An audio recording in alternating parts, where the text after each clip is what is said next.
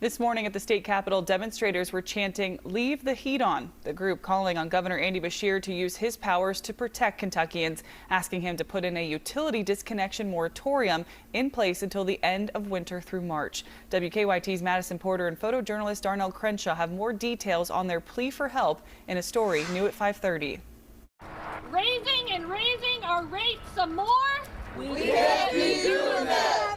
On this cold December Monday in Frankfort, When Kentuckians can't afford their bills, what do? Leave the heat on. the Leave the Heat On collective's message is loud and clear. We're out here today to call on Governor Beshear to use his authority to put a utility disconnections moratorium in place until the end of the winter through March.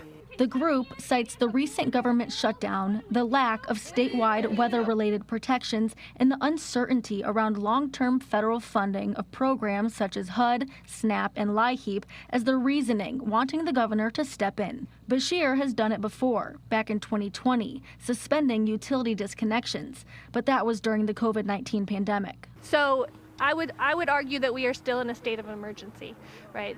The price of living keeps going up, inflation keeps going up. There are 42 states that have some form of disconnection prevention policy during winter months. According to the Low-Income Home Energy Assistance Program, Kentucky doesn't have one for extreme weather.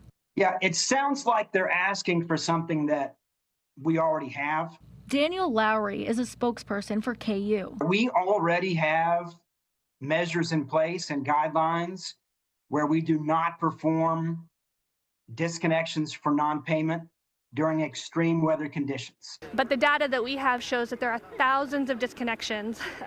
What was it, like over 9,000 disconnections in January alone? The Leave the Heat On collective says this is not about debt forgiveness. We're saying let's give people some breathing room and make sure that nobody dies in their home. In Frankfort with photojournalist Darnell Crenshaw, Madison Porter, WKYT. Now, we have reached out to the Public Service Commission for comment, but they were not able to give us a statement at this time. We did reach out to the governor's office for comment.